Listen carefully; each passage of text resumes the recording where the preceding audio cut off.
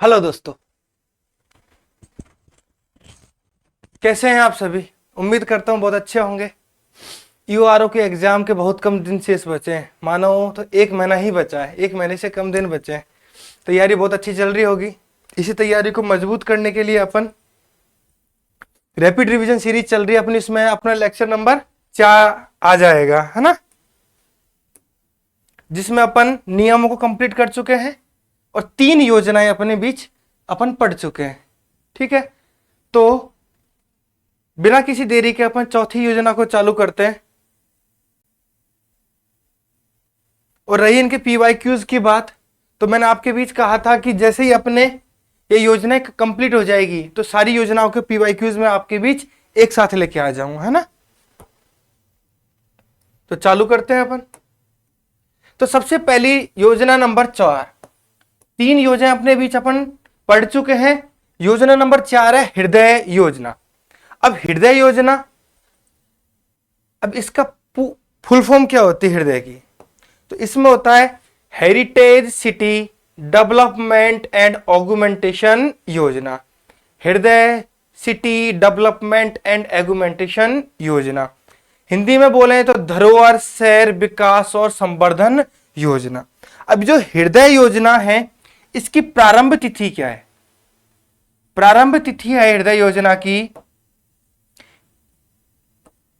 21 जनवरी 2015। कब की है? 21 जनवरी 2015 की कौन सी योजना है अपनी? हृदय योजना।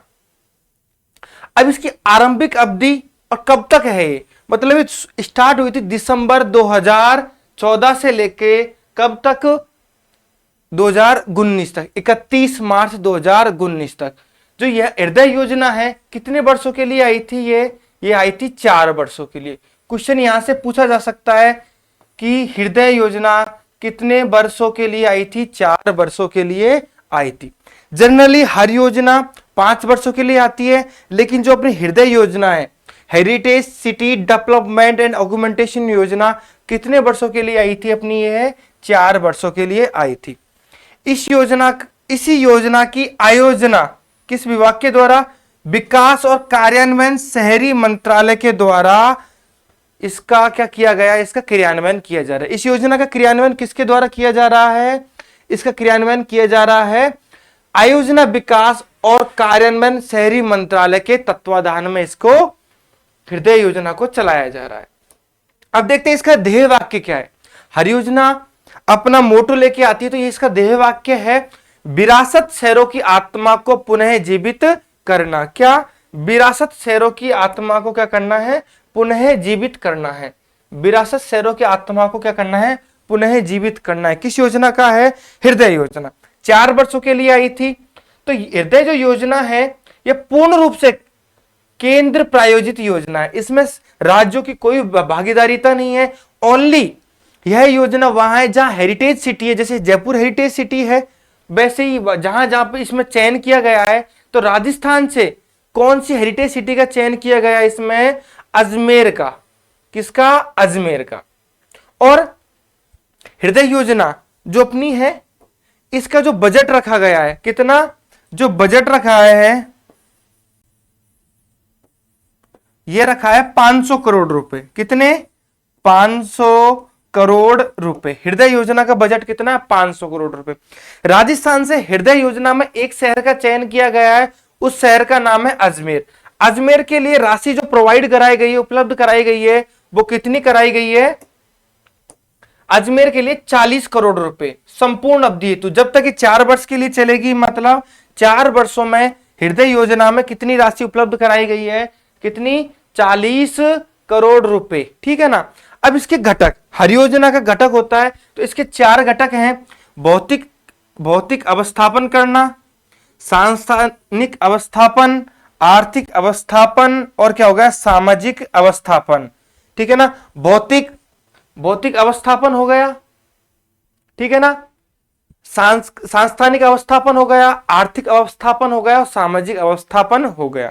अब जो हृदय योजना है इसमें कितने शहरों का चयन किया गया है? इसमें यदि पुराना देखें तो इसमें 12 शहरों का क्या किया गया है? चयन किया गया है। कितने शहरों का? 12 शहरों का क्या किया गया है? चयन किया गया है। लेकिन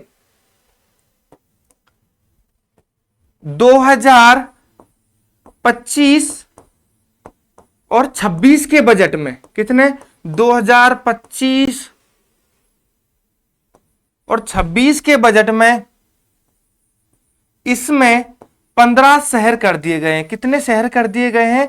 15 शहर, 15 शहर कर दिए गए हैं।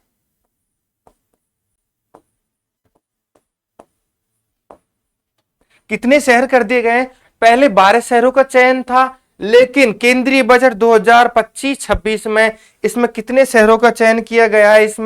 इसमें चयन किया गया है 15 शहरों का, हृदय योजना के अंतर्गत। ठीक है ना। अब इसमें 3 शहर तो हैं, जैसे ही अपन बजट को पढ़ेंगे अपन क्लास में, तो 3 शहरों को आपके बीच अपन डिस्कस करेंगे। ठीक है ना। उससे पहले 12 जो प्रमुख शहर का चयन किया गया था हृदय योजना में, वो कौन कौन से हैं? राजस्थान का तो एकमात्र शहर अजमेर शहर, जिसको 500 करोड़ के बजट में कितना दिया गया है अजमेर को। यहाँ पे आमेर नहीं है, यहाँ पे पहला है अपने राजस्थान का अजमेर। ठीक है ना। अजमेर को कितना दिया गया है?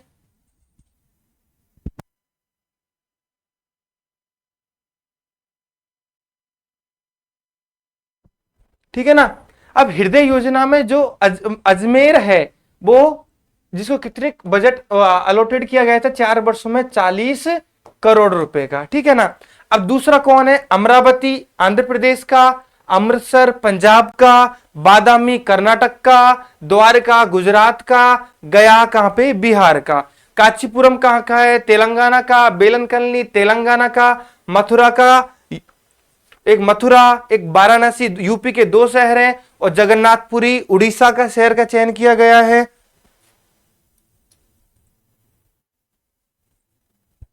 और वारंगल कहां का है? तेलंगाना का शहर।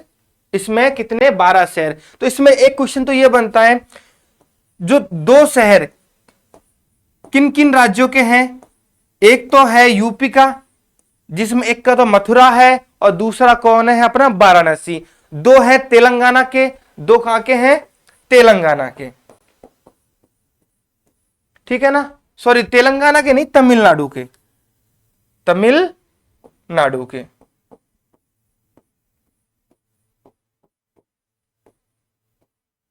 तमिलनाडु के कौन कौन से 2 शहर? एक तो कांचीपुरम, और कौन सा है? बेलनकल्ली।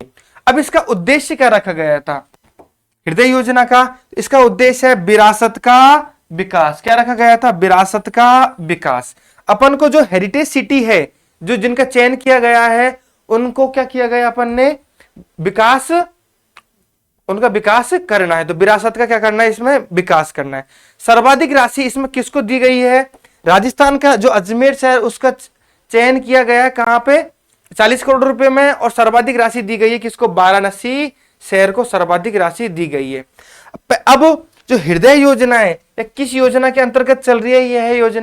यह प्रसाद योजना के अंतर्गत कार्य कर रही है। कौन सी हृदय योजना जो है अपनी, अब प्रेजेंट में कौन सी योजना के अंतर्गत है? प्रसाद योजना के, प्रसाद योजना की। ठीक है। ये हृदय योजना छोटी सी है, और हृदय योजना अपनी छोटी सी है, तो इसका क्विक रिवीजन कर लेते हैं अपन। ठीक है ना। ठीक है। इसमें हृदय योजना में इसका फुल फॉर्म पूछी जा सकती है आपसे कि heritage city development and augmentation योजना है।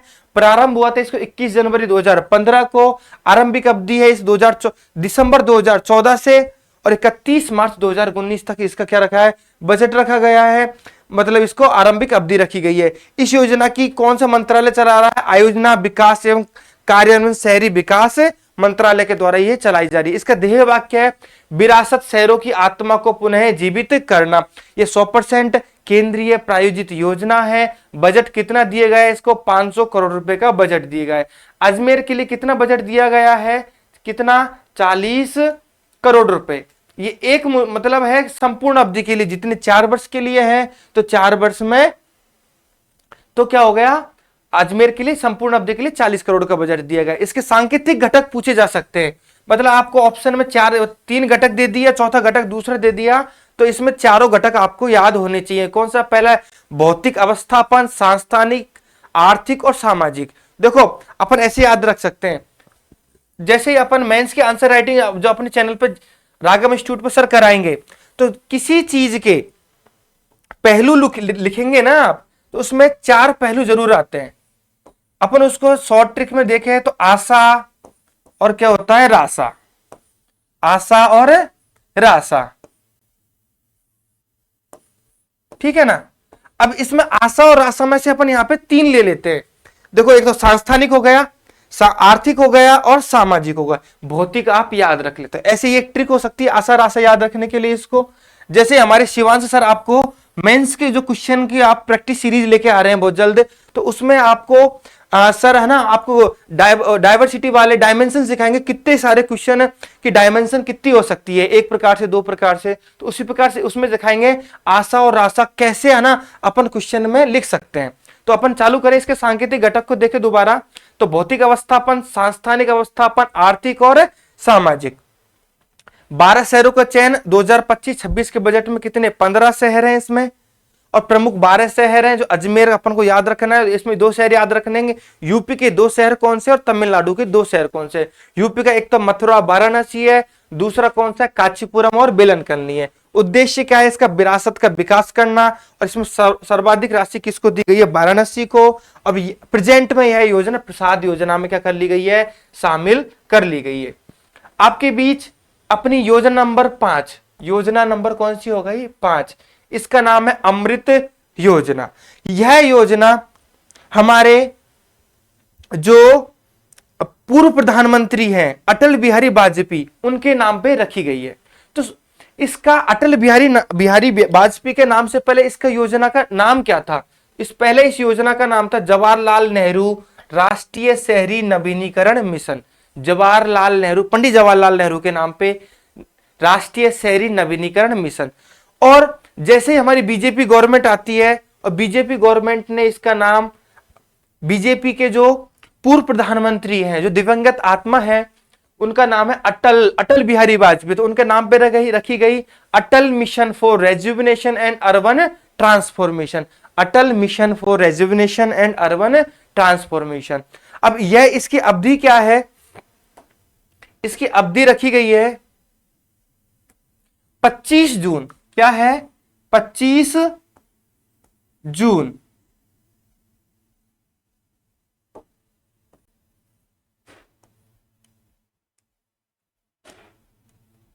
25 जून, जून है ये ना, देख लेना एक बार। 25 जून 2015 से 31 मार्च 2021 तक। कितनी? 25 जून 2015 से, इधर लिख देता हूं मैं आपके लिए, है ना, कितनी है? 25 जून 2015 से कब तक है? 31 मार्च 2021 तक। Atal mission for rejuvenation and urban transformation. ठीक है। इसका कार्यान्वयन मंत्रालय कौन है? Atal mission for rejuvenation and urban transformation का, तो इसका कार्यान्वयन मंत्रालय है आवास एवं शहरी विकास मंत्रालय। कौन सा? आवास एवं शहरी विकास मंत्रालय के द्वारा इसको क्या किया जा रहा है? क्रियान्वयन किया जा रहा है। उद्देश्य क्या है अमृत योजना का? तो 1 लाख से अधिक जनसंख्या वाले कितने शहरों का चयन करेंगे? 500 शहरों को क्या करेंगे? विकसित किया जाएगा। Atal mission for rejuvenation and urban transformation में कितने शहरों का चयन किया जाएगा? कम 500 शहरों का चयन किया जाएगा। अब एक क्वेश्चन यहां उठता है कि जो इसमें 500 शहरों का चयन किया गया है, कितने शहरों का? 500 शहरों का चयन किया गया है। अब 500 शहर तो किसके हैं? टोटल पूरे इंडिया में, पूर्ण इंडिया या इंडिया के, ठीक है ना। अब 500 शहरों में से राजस्थान के कितने शहर है? 500 शहरों में से राजस्थान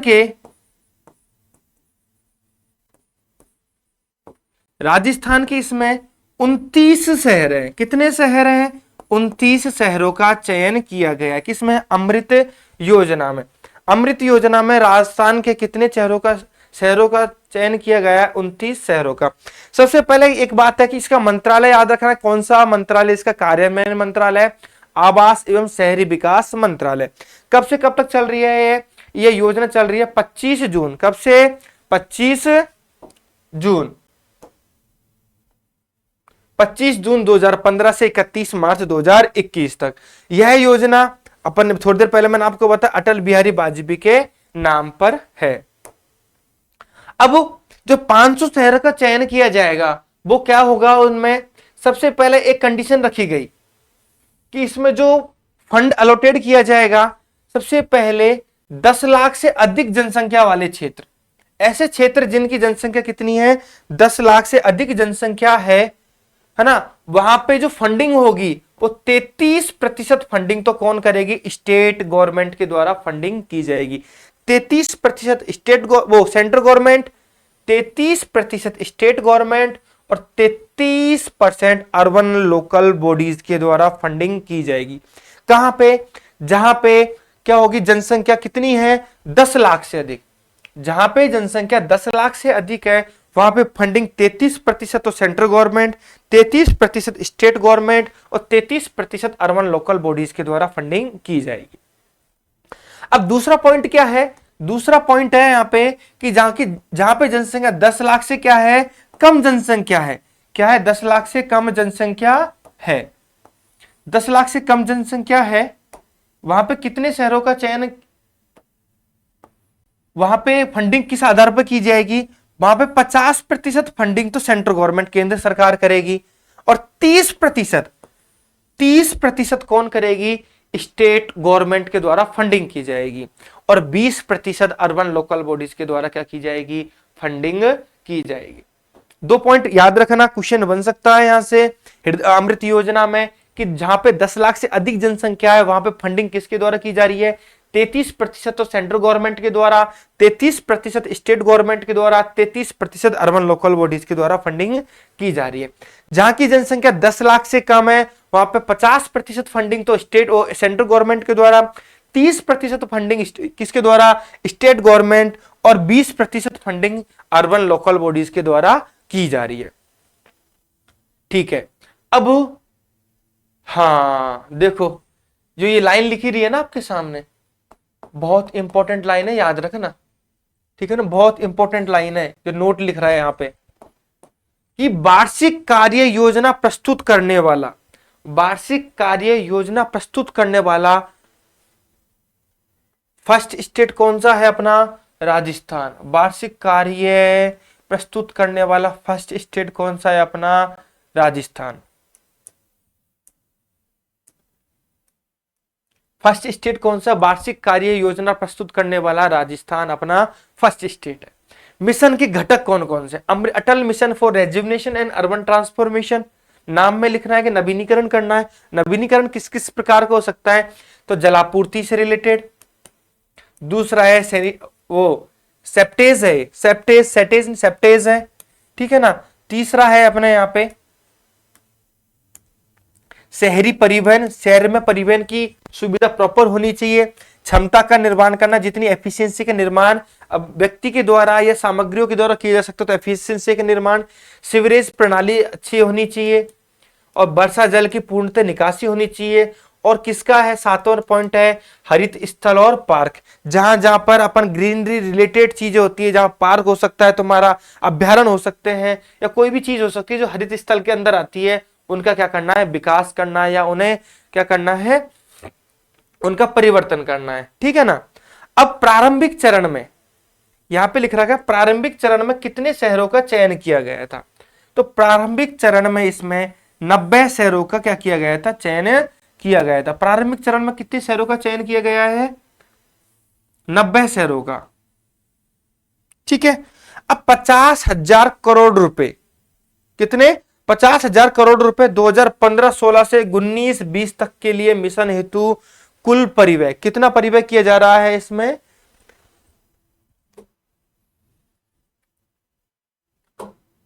50,000 करोड़ का 2015-16 से 2019-20 तक के मिशन हेतु इसका परिव्यय किया जा रहा है।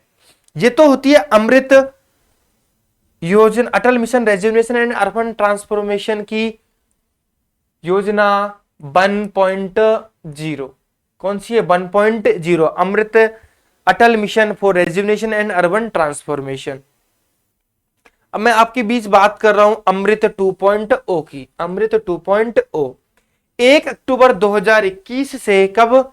1 अक्टूबर 2021 से 31 मार्च 2026 तक। 1 अक्टूबर 2021 से 31 मार्च 2026 तक इसकी अवधि रहेगी। किसकी? Atal mission for rejuvenation and urban transformation 2.0। 1 अक्टूबर 2021 से इसको चालू की गया है, 31 मार्च 2026 तक। उद्देश्य क्या रखा गया? आत्मनिर्भर भारत की भावना में सुरक्षित शहरी का विकास करना। आत्मनिर्भर भारत की भावना में सुरक्षित शहरी का क्या करना है? इसमें विकास, सुरक्षित शहरों का क्या करना है? विकास करना है। आत्मनिर्भर भारत की भावना में सुरक्षित शहरों का क्या करना है? विकास करना है। 100% coverage for sewerage in 500 Amrut city. 100% क्या करना? कवरेज करना है। कहां पे? 500 सिटीज में सीवरेज मुक्त बनाना है उनको। तो सीवरेज कितना? 500 अमृत सिटीज को इसमें 100% कवरेज करना है। स्टार्टअप को प्रोत्साहित कर आत्मनिर्भर भारत को क्या करना है? प्रोत्साहन देना है। मतलब आपको स्टार्टअप बनाने हैं, स्टार्टअप को प्रोत्साहित करके क्या कहां पे जाना है हमें? आत्मनिर्भर भारत, सेल्फ डिपेंडेंट इंडिया। कौन सा? Self dependent India. अब अमृत 2.0 के जैसे अपन ने अमृत 1.0 के घटक पढ़े थे, इसी प्रकार अमृत 2.0 के घटक हैं परियोजना, मतलब इसमें शहरी जल कार्य योजनाएं, प्रशासनिक और अन्य व्यय। क्या हो गया? पहला तो है परियोजना में, प्रोजेक्ट में शहरी जल कार्य योजनाएं, दूसरा है प्रशासनिक और अन्य व्यय, तीसरा है सुधार कर रिफॉर्म्स करने हमें, चौथा है इसमें किसका? पेयजल सर्वेक्षण। चौथा क्या है? पेयजल का सर्वेक्षण करना। पांचवा घटक है सार्वजनिक निजी भागीदारी, पब्लिक प्राइवेट पार्टनरशिप। सार्वजनिक निजी भागीदारिता को बढ़ावा देना। सूचना, शिक्षा और संचार को बढ़ावा देना। सूचना को बढ़ावा देना, शिक्षा को बढ़ावा देना और किसको बढ़ावा देना? संचार को बढ़ावा देना। अब इसका अपन ने पढ़ा था जो अमृत अमृत 1.0 अमृत योजना 1.0 की फंडिंग कहां पे की जा रही है? वो भी टोटल अपन ने जो फंडिंग का पैटर्न पढ़ा था इसमें अपन ने, इसमें 10 लाख से 33 और 50, 30, 20, जो 10 लाख की जनसंख्या का अपन ने क्या कर रखा था? कवरेज कर रखा था। उसी प्रकार देखें तो यहां पे क्या है? अमृत 2.0 इसकी जो फंडिंग का पैटर्न है वो 100% तो किस क्षेत्र में? यूनियन टेरिटरीज, केंद्र प्रशासित प्रदेशों में 100% तो कौन वहन करेगा? केंद्र सरकार। North east state, Himalayan state में 90% तो कौन करेगी? Central government. और 10% कौन करेगी? 10% करेगी वो नॉर्थन स्टेट या हिमालयन स्टेट। इसको बोल सकते 10% तो करेगी स्टेट और 90% कौन करेगी? सेंटर गवर्नमेंट इसकी फंडिंग करेगी। यदि किसी क्षेत्र में जनसंख्या 1 लाख से कम है तो वहां पे फंडिंग, देखो फंडिंग पैटर्न है, जहां पे 1 लाख से कम क्षेत्र है वहां पे फंडिंग का पैटर्न है सेंटर रेशियो। स्टेट में 50% तो सेंटर सरकार गवर्नमेंट करेगी और 50% कौन करेगी? स्टेट गवर्नमेंट के द्वारा क्या की जाएगी? फंडिंग की जाएगी। 50% जहां पे 1 लाख से कम जनसंख्या है वहां पे 50% फंडिंग तो सेंट्रल गवर्नमेंट के द्वारा और 50% फंडिंग किसके द्वारा? स्टेट गवर्नमेंट के द्वारा। किसी क्षेत्र में 1 लाख से अधिक और 10 लाख से जनसंख्या कम है वहां पे 33% फंडिंग तो किसके द्वारा की जाएगी? 33% फंडिंग तो की जाएगी सेंट्रल गवर्नमेंट के द्वारा और स्टेट गवर्नमेंट के द्वारा जो रिमेनिंग फंड है 67%, वो फंडिंग किसके द्वारा की जाएगी?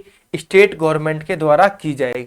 जहां पे 10 लाख से अधिक जनसंख्या है, कहां पे 10 लाख से अधिक जनसंख्या है, वहां पे फंडिंग का पैटर्न है central government ratio state government का। सेंट्रल गवर्नमेंट तो वहां पे 20% पे करेगी और स्टेट गवर्नमेंट वहां पे करेगी 75% का क्या करेगी? खुद परिवहन करेगी। तो फंडिंग पैटर्न 2.0 को याद रखना, क्योंकि यह योजना कौन सी? अमृत 2.0 1 अक्टूबर 2021 से 31 मार्च 2026 तक इसकी क्या है? इस योजना का क्या किया जाएगा? व्यय किया जाएगा या इस योजना का संचालन किया जाएगा। फंडिंग के पैटर्न अपन ने देखा। 100 यूनियन टेरिटरीज केंद्र शासित प्रदेश है तो 100% केंद्र करेगी, नॉर्थ ईस्ट और हिमालयन स्टेट और 90% सेंट्रल गवर्नमेंट करेगी। 1 लाख से कम है जनसंख्या तो 50% सेंट्रल गवर्नमेंट के द्वारा, 50% किसके द्वारा? स्टेट गवर्नमेंट के द्वारा की जाएगी। 1 लाख से 10 लाख क्या है? 1 लाख से 10 लाख तक क्या है? तो वहां पे फंडिंग पैटर्न होगा कि 33% तो स्टेट गवर्नमेंट और सेंट्रल गवर्नमेंट के द्वारा, और कितनी 66% किसके द्वारा की जाएगी? फंडिंग पैटर्न 67% की जाएगी अपनी स्टेट गवर्नमेंट के द्वारा। जहां पे जनसंख्या 10 लाख से अधिक है वहां पे 25% तो सेंट्रल गवर्नमेंट के द्वारा, 75% किसके द्वारा की जाएगी? स्टेट गवर्नमेंट के द्वारा किया जाएगा। अब अमृत 2.0 का मेन मोटो क्या है? मुख्य उद्देश्य क्या रखा है? तो प्रत्येक घर को पेयजल और सीवरेज कनेक्शन उपलब्ध करवाना। अपन ने अभी पढ़ा था कि देखो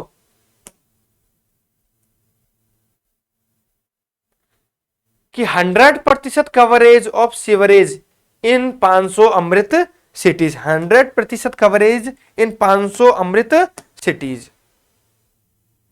ठीक है ना? प्रत्येक घर को पेयजल और क्या किसका? सीवरेज कनेक्शन उपलब्ध करवाना। हरित क्षेत्र का विकास करना और मोटर रहित यातायात, जहां पे अपन मोटर रहित यातायात को क्या करना है? इसको विकसित करना है। अब इसका कवरेज एरिया क्या है? जहां पे 500 शहर जिनकी जनसंख्या 1 लाख से ज्यादा है उनमें लागू होगी है, ठीक है। और जहां पे नदी तट क्षेत्र है, कहां पे? 500 शहर वैसे क्षेत्र जिनकी जनसंख्या क्या है? 1 लाख से ज्यादा है उनमें लागू है। और नदी तटीय क्षेत्र है वहां पे क्या है? 13 शहरों का चयन किया जाए। कितने? 13 शहरों का चयन जिनकी जनसंख्या 75,000 से 1 लाख तक के बीच में। कितनी? 75,000 से, यहां पे छूट दी गई है। नदी तटीय क्षेत्र जहां पे 13 शहरों का चयन किया जाएगा जिनकी जनसंख्या 75,000 से 1 लाख तक हो सकती है। और एक छूट और है, पहाड़ी क्षेत्र या टापू क्षेत्र, उनका भी क्या है? उन क्षेत्रों में भी अमृत ये योजना लागू रहेगी। पहाड़ी क्षेत्र और टापू क्षेत्र में भी लागू रहेगी यह योजना अमृत 2.0, ठीक है ना? इसके एक बार रिवीजन देख लेते हैं फटाफट अपन, छोटा सा 1 मिनट में। अमृत योजना, अमृत 1.0, इसका पहला पूर्व नाम है इसका जवाहरलाल नेहरू राष्ट्रीय शहरी नवीनीकरण मिशन। अब अटल मिशन, अपने अटल बिहारी वाजपेयी के नाम पे इसकी योजना का नाम रखा गया था, Atal mission for rejuvenation and urban transformation. Rajasthan के 29 शहरों में लागू की गई है, ठीक है ना?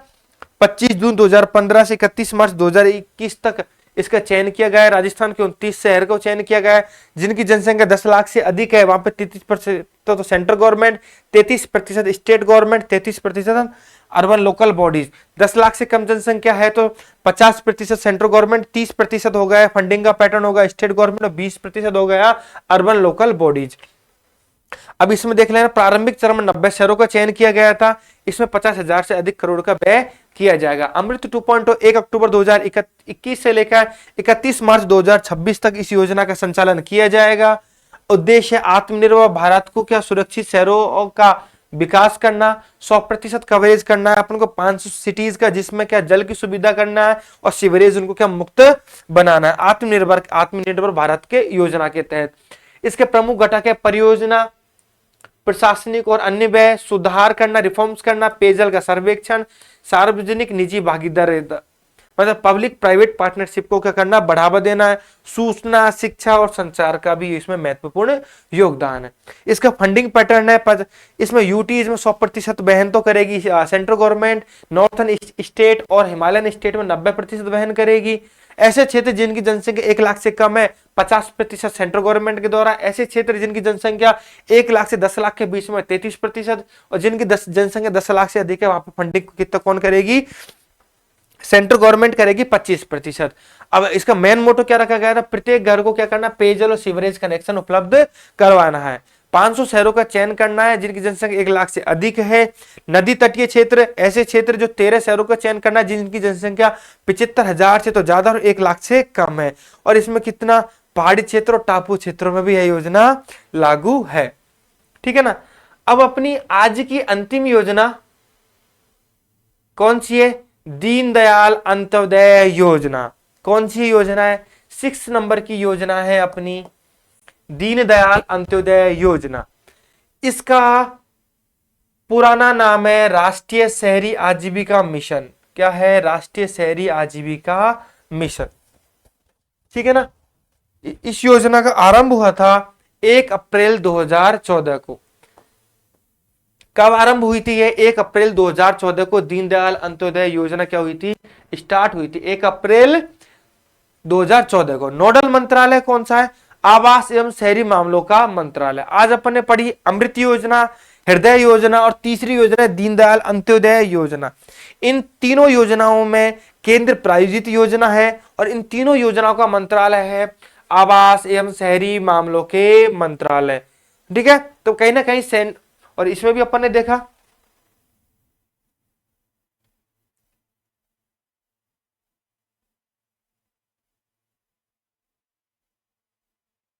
देखो आवास एवं शहरी आवास एवं शहरी विकास मंत्रालय के द्वारा इसका क्या किया जा रहा है, संचालन किया जा रहा है। ठीक है ना।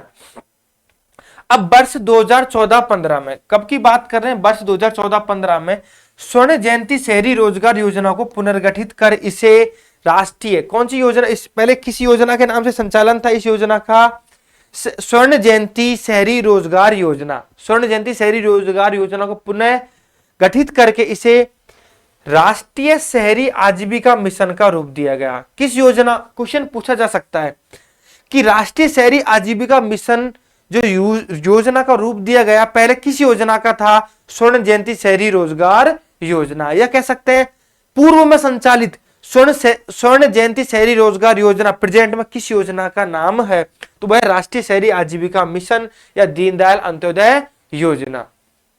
ठीक है ना।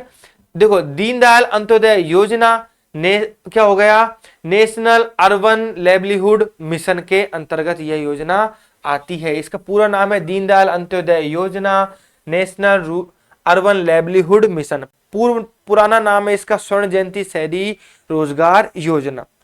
अब ये देखो स्वर्ण जयंती शहरी रोजगार योजना कब चालू की गई थी, 1997 में।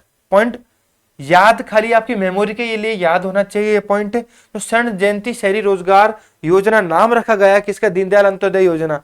इसका प्रारंभ वर्ष क्या है इसका, 1997 में कौन सी स्वर्ण जयंती शहरी रोजगार योजना क्या की गई थी, शुरू की गई थी।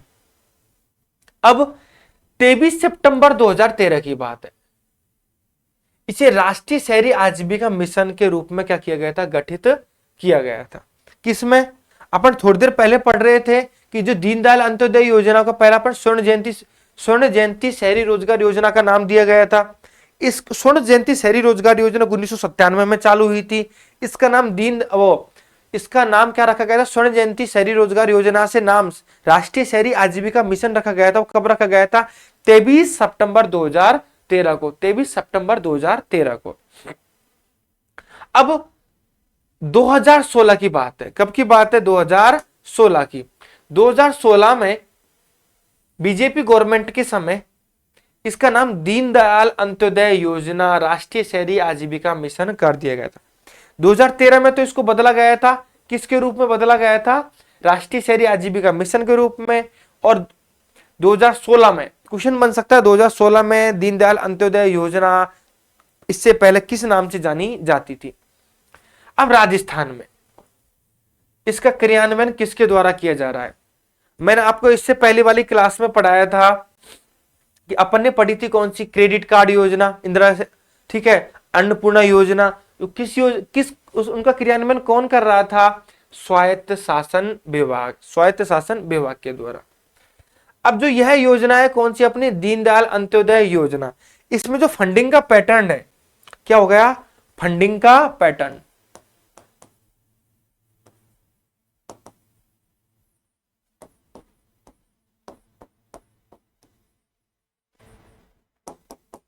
अब इसमें फंडिंग का पैटर्न क्या है, कि इसमें दीनदयाल अंत्योदय योजना में जो फंडिंग का पैटर्न क्या रखा गया, 2015-16 में इसका फंडिंग का पैटर्न था 60:40। कितना, 2015-16 में, 15-16 में।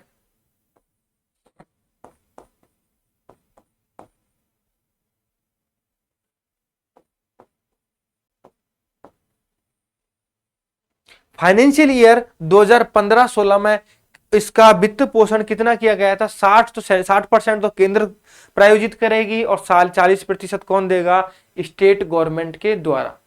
मैंने आपको ये डेट क्यों लिखा है 2015-16 में, तो 2015-16 से पहले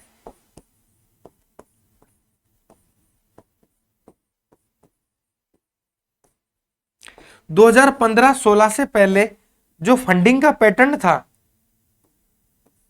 वो क्या था, सेंटर और स्टेट में था 75:25। अब जो सेंटर और स्टेट में जो 2015-16 से पहले क्या प्रायोजित थी, 75% तो वहन करेगी स्टेट सेंट्रल गवर्नमेंट और 25% कौन लाएगी, स्टेट गवर्नमेंट के द्वारा। अब लेकिन जब फंडिंग पैटर्न चेंज किया, कब किया गया है, 2015-16 फाइनेंशियल ईयर 2015-16 में इसका फंडिंग पैटर्न रखा था 40% तो सेंट्रल स्टेट गवर्नमेंट और 60% कौन वहन करेगा, इसका राज्य सरकार। ठीक है ना, ये लिख रहा है राज्य वित्त पोषण 75-25 पूर्व में केंद्र के द्वारा। दीनदयाल अंत्योदय योजना नेशनल अर्बन लाइवलीहुड मिशन के जो घटक हैं, पहली तो है क्षमता का निर्माण और प्रशिक्षण। पहला घटक तो क्या है, क्षमता का निर्माण करना और प्रशिक्षण उपलब्ध कराना। दूसरा है सामाजिक जुड़ाव और संस्थागत विकास। क्या होगा, सामाजिक जुड़ाव और संस्थागत विकास। पहला तो है क्षमता निर्माण और प्रशिक्षण, दूसरा है सामाजिक जुड़ाव और संस्थागत विकास। भाई आपको देखो, अपन अब आज अपने अमृत पढ़ा, हृदय पढ़ा और दीनदयाल पढ़ रहा है, अपन सब में घटक पढ़ रहे हैं, तो घटक याद करके जाना, क्योंकि ऑप्शन बन सकते हैं इस बार घटक से। ठीक है ना, तो क्षमता का निर्माण करना और प्रशिक्षण, दूसरा सामाजिक जुड़ाव और संस्थागत क्या करना, विकास करना। अब इसमें तीसरा घटक है अपना शहरी पथ विक्रेता, सड़क वेंडर्स को सहायता देना। शहरी पथ विक्रेता जो सड़क पे जो ढकेल वगैरह लगाते हैं, उनका क्या करना का है, उनको सहायता प्रोवाइड कराना। शहरी बेघरों को क्या, आश्रय देना। नेक्स्ट घटक क्या है, शहरी बेघरों को क्या देना है, इसमें आश्रय उपलब्ध करवाना। चौथा है स्वरोजगार कार्यक्रम उपलब्ध करवाना। और छठा घटक है अपना नव प्रवर्तन और विशेष परियोजनाएं, नया परिवर्तन करना और क्या करना, विशेष परियोजनाएं लेकर आना। किसके द्वारा, स्टेट गवर्नमेंट और सेंट्रल गवर्नमेंट के द्वारा। ठीक है, वित्त वर्ष 2023 और 24 की बात है। राजस्थान सरकार को इस सेंट्रल गवर्नमेंट के द्वारा कितने रुपए प्राप्त हुए, 25 करोड़ रुपए प्राप्त हुए। इसमें दीनदयाल अंत्योदय योजना में 21 जून 2023 से यूएनडीपी के साथ सहयोगात्मक साझेदारी की गई है। किसके द्वारा, दीनदयाल अंत्योदय योजना में 21 जून 2023 की को, जो 2023 को यूएनडीपी के साथ सहयोगात्मक साझेदारी की गई है। उद्देश्य क्या है, महिलाओं की उद्यमता के क्षेत्र में अच्छी तरीके से सूचित करियर विकल्प चुनने के लिए सशक्त बनाना। इसमें महिलाओं को क्या करना है, सशक्त बनाना है। दीनदयाल अंत्योदय योजना नेशनल अर्बन लाइवलीहुड मिशन में महिलाओं को सशक्त बनाना है। अब इसमें कुछ चीजें और हैं जो बहुत इंपॉर्टेंट है आपके लिए। ऑनलाइन वेब आधारित प्रबंधन सूचना प्रणाली, क्या कौन सी, ऑनलाइन वेब आधारित प्रबंधन सूचना प्रणाली MIS वास्तविक समय में और नियमित रूप से योजना की प्रगति की निगरानी के उद्देश्य से विकसित की गई है। कौन सी योजना? MIS, ऑनलाइन वेब आधारित प्रबंधन सूचना प्रणाली, MIS। ठीक है, वास्तविक समय में आपको यह नियमित रूप से योजना की प्रगति करेगी, निगरानी के उद्देश्य से क्या की गई है? विकसित की गई है। इसको आरंभ कब किया गया था? 20 जनवरी 2015 को। किसको? MIS, प्रबंधन सूचना प्रणाली को, है ना। अब है दूसरा है स्वरोजगार कार्यक्रम। कौन सा कार्यक्रम चलाया गया है इसमें? स्वरोजगार कार्यक्रम। स्वयं का उद्यम स्थापित करने हेतु, स्वयं का उद्यम स्थापित करने हेतु। अब इसको वित्तीय सहायता कब कौन प्रोवाइड कराएगा? इसमें जो बैंकों के माध्यम से इसमें क्या की जाएगी? वित्तीय सहायता उपलब्ध करवाई जाएगी। अब इसमें आयु सीमा कितनी रखी गई है? इसमें लाभार्थियों की आयु सीमा रखी गई है, कोई भी व्यक्ति 18 से क्या कितने वर्ष का हो सकता है? 18 से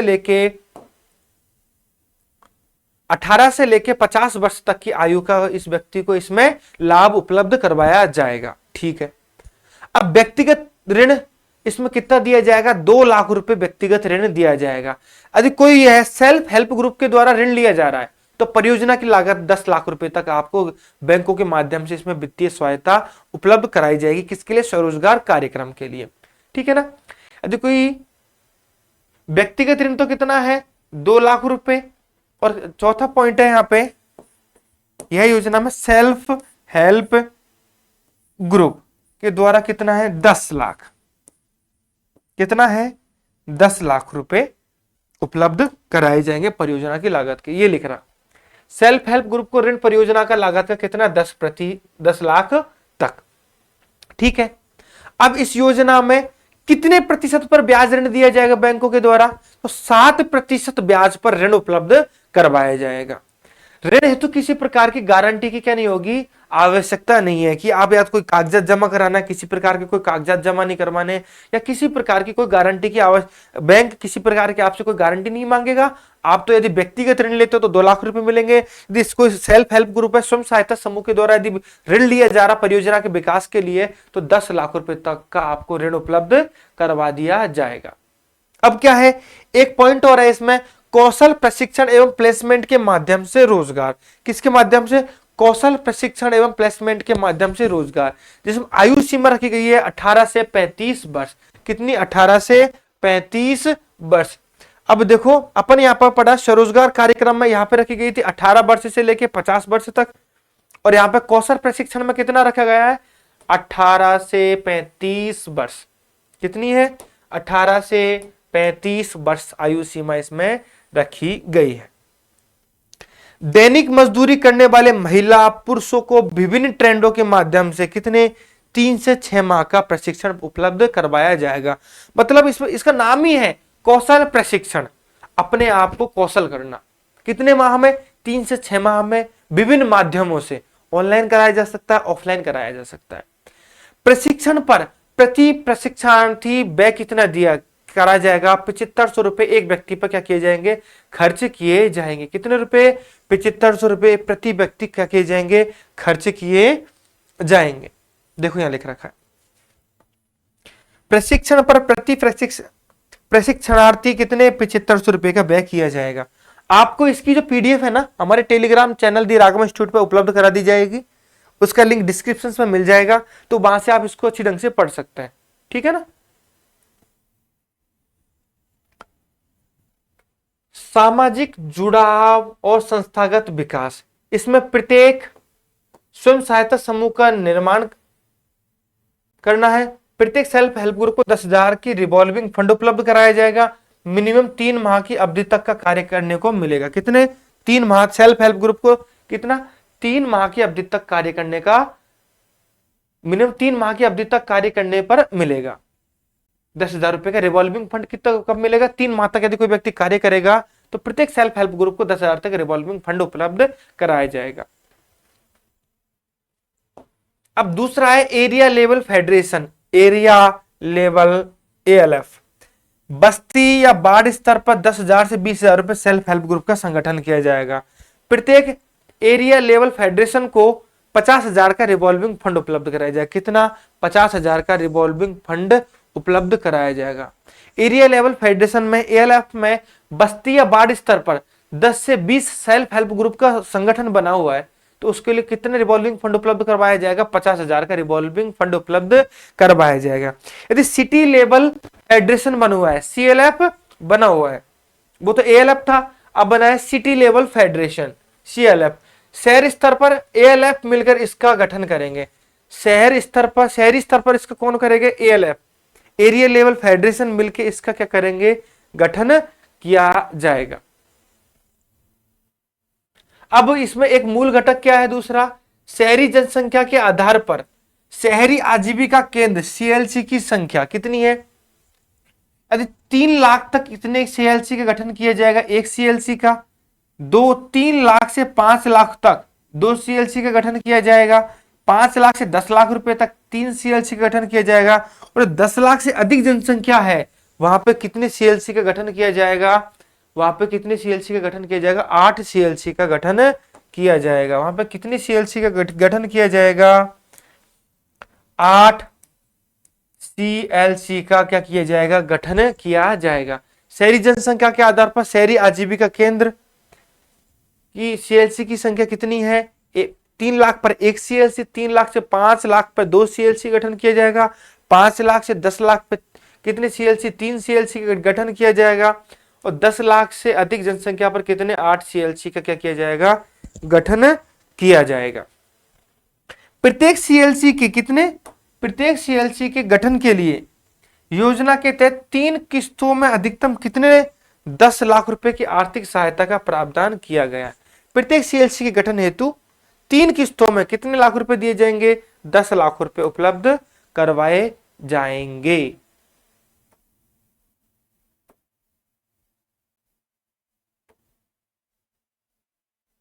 ठीक है, ये अपनी कौन सी? दीनदयाल अंत्योदय योजना राष्ट्रीय शहरी आजीविका मिशन होता है खत्म। ठीक है ना? तो आज की क्लास में इतना ही। मिलेंगे नई क्लास में नई ऊर्जा के साथ। पढ़ते रहिए, मस्त रहिए। समय बहुत कम बचा है, तो पीवाई क्विज की प्रैक्टिस समय समय पर करते रहिए। ठीक है ना? और वीडियो को अपने दोस्तों के साथ शेयर करना ना भूलें। और अपन पीवाई क्यूज इसके नेक्स्ट क्लास में, जैसे कि 2 योजनाएं और बच रही हैं अपनी, उनको पढ़ लेते हैं एक बार। जैसे 2 योजनाएं कंप्लीट होंगी, अपन इसके पीवाई क्यूज भी साथ साथ, 2 योजना खत्म होने के पीवाई क्यूज। इसके बाद अपने जो लॉ है अपना मेन लॉ, राजस्थान नगर पालिका अधिनियम 2009 का, ठीक है ना, उसमें अपने जो 9 चैप्टर है डायरेक्टली, तो सिलेबस में डायरेक्टली चैप्टर तो 9 है। ठीक है ना? और यदि उसके सब चैप्टर और जोड़ लिए जाए तो 11 चैप्टर बनेंगे। कितने चैप्टर बनेंगे? 11 चैप्टर। उनको अपन लगभग यू मान लो 15 क्लास में, ज्यादा मैक्सिमम 15 क्लास में, कमिटेड है मैं आपके लिए। मैं कह रहा हूं 15 क्लास तो मैक्सिमम है लॉ के लिए, विद रिवीजन विद पीवाई क्यूज। आपको 15 क्लास के अंदर मैं आपको राजस्थान नगर पालिका अधिनियम के जो पूरे 11 चैप्टर हैं, ऐसे सिलेबस में 9 चैप्टर, 2 चैप्टर और हैं, उनको अपन है ना पढ़ लेंगे पीवाई क्यूज के साथ। तो बने रहिए राघव इंस्टीट्यूट के साथ। बहुत बहुत धन्यवाद, बहुत बहुत आभार।